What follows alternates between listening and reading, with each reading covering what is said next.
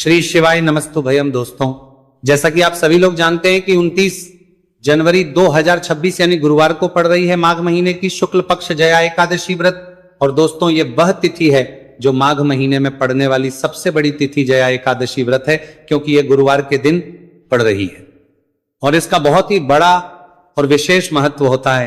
पूज्य गुरु जी ने कहा है कि अगर कभी भी मौका लग जाए और 29 जनवरी माघ महीने की जया एकादशी गुरुवार को पड़ जाए तो आप लोग को हल्दी वाले पानी का उपाय तो अवश्य ही करना चाहिए। इन दोनों का संयोग बहुत कम आता है और इसी के साथ में गुरु जी ने अपनी शिव पुराण कथा में बताया है कि इस दिन आपको हल्दी वाले पानी का उपाय तो आपको अवश्य ही करना चाहिए, क्योंकि ऐसा दिन पूरे साल में सिर्फ एक ही बार आता है। और दोस्तों, आप सभी लोग जानते हो कि 29 जनवरी गुरुवार एकादशी का अगर सबसे बड़ा कोई उपाय है तो हल्दी वाले पानी का उपाय है।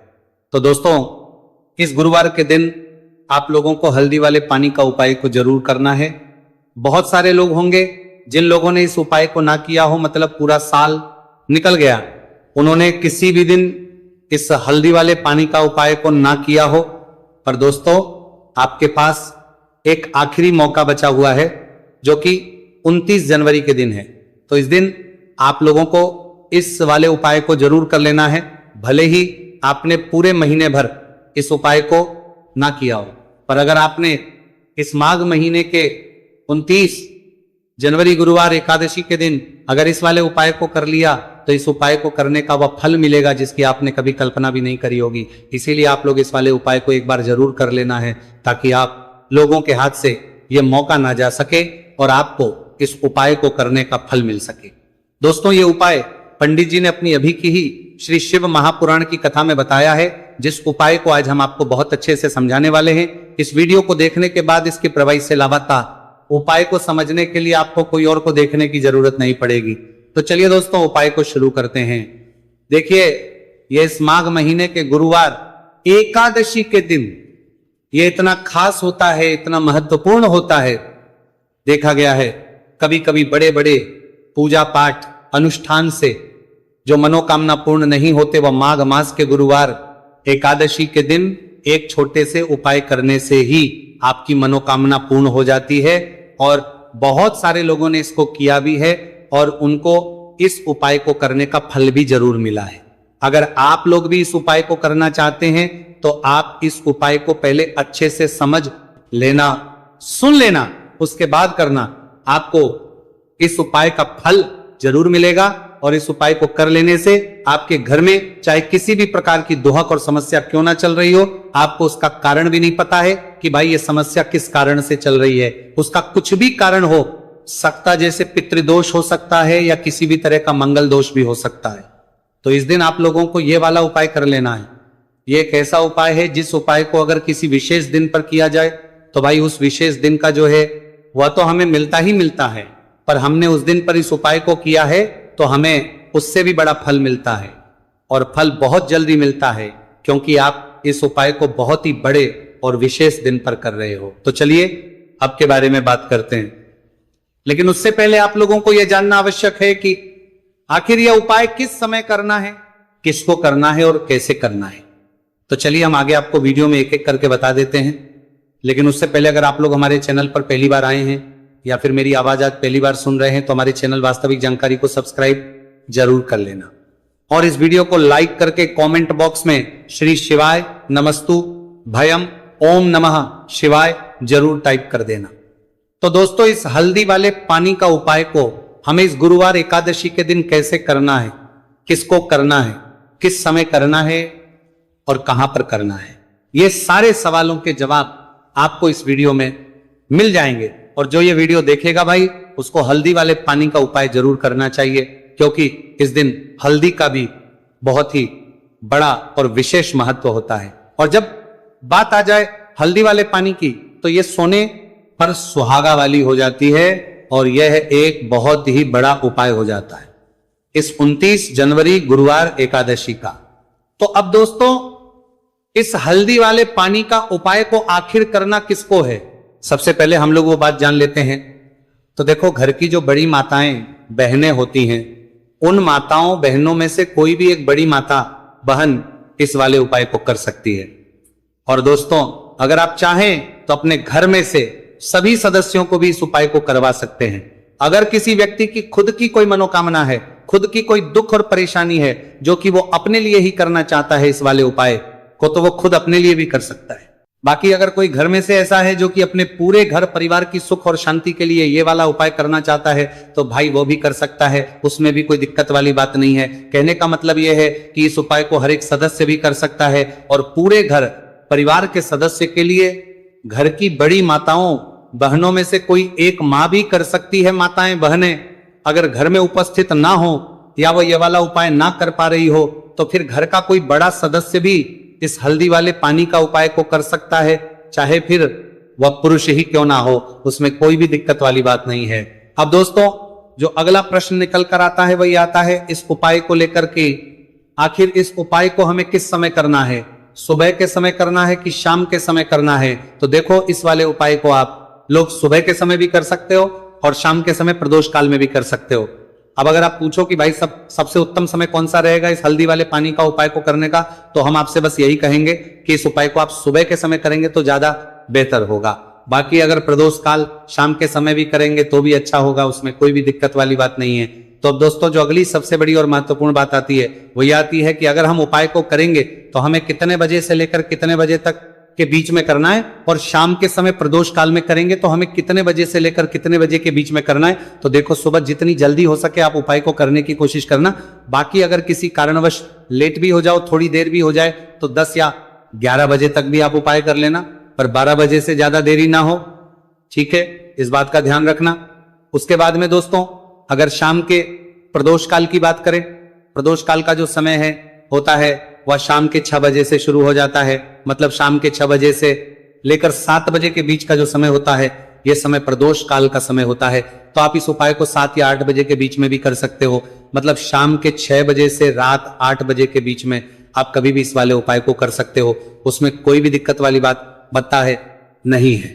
तो माघ मास के शुक्ल पक्ष की एकादशी को जया एकादशी का पर्व मनाया जाता है, और इस बार यानी साल 2026 में जया एकादशी पर 3 दुर्लभ संयोग एक साथ बन रहे हैं।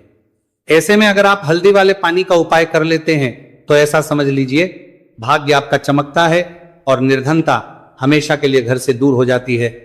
अब जो लोग धन की कामना करते हैं, चाहते हैं कि धन से घर भरा रहे और धन जो है घर में आता रहे, तिजोरी धन से भरी रहे, निर्धनता जल्दी से दूर हो जाए, तो आप समझ लीजिए कि हल्दी वाले पानी का उपाय आपके जीवन में महा चमत्कार करने वाला है। क्योंकि यहां पर सीधे सीधे आपको श्री हरि विष्णु की कृपा और उनका आशीर्वाद मिल जाता है, क्योंकि हल्दी जो है ये श्री हरि विष्णु से ही जुड़ी है और साथ ही साथ धन को बढ़ाने का काम बहुत तेजी के साथ हल्दी करती है। तो साल की सारी एकादशी में सबसे बड़ी एकादशी होती है और इस दिन से सारे शुभ और मांगलिक कार्य शुरू हो जाते हैं। मां तुलसी बहुत ही प्रसन्न होती है और अपने भक्तों की मनोकामना को पूरा करती है। और इस दिन यदि कोई भी व्यक्ति सच्ची श्रद्धा से सही तरीके से हल्दी का यह उपाय कर लेता है, तो वह व्यक्ति अपने जीवन में सारी समस्याओं को, सारे कष्टों को, सारे दुखों को अपने जीवन से दूर कर देता है। तो हल्दी का पानी जब आप अपने घर में डालेंगे, ना केवल आपके घर में धन आएगा, धन बढ़ेगा, बल्कि और भी जो आपके जीवन में दुख बीमारियां हैं, घर में क्लेश है, कष्ट है, सारे के सारे आपके जीवन से दूर होते हैं। क्योंकि यहां पर श्री हरि विष्णु के साथ मां लक्ष्मी की कृपा भी आपको मिलती है। साथ ही साथ आपको बता दें कि हल्दी जो है यह सुख और समृद्धि का प्रतीक मानी जाती है।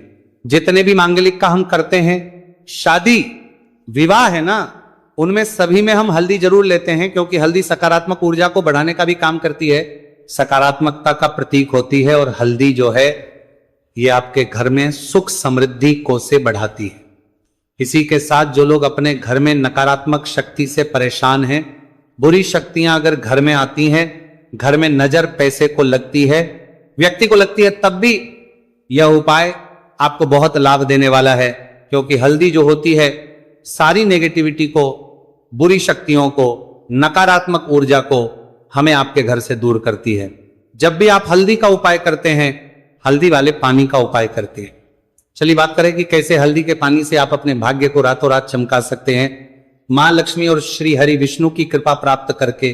तो देखिए, सबसे पहले तो आपको इस दिन एकादशी, जिस दिन है एकादशी, सुबह स्नान कर करके आपको स्वच्छ वस्त्र धारण करने हैं। अगर आपके पास पीले रंग के वस्त्र हो तो कोशिश करें इस दिन पीले रंग के वस्त्र आप पहने।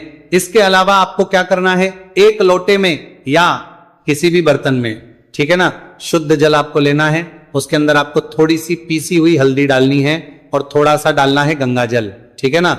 अब आपको क्या करना है, इस जल का छिड़काव अपने पूरे घर में करना है। लेकिन छिड़काव करेंगे कैसे? सबसे पहले घर के मंदिर में छिड़काव करेंगे। ओम नमो भगवते वासुदेवाय नमः, ये मंत्र बोलेंगे।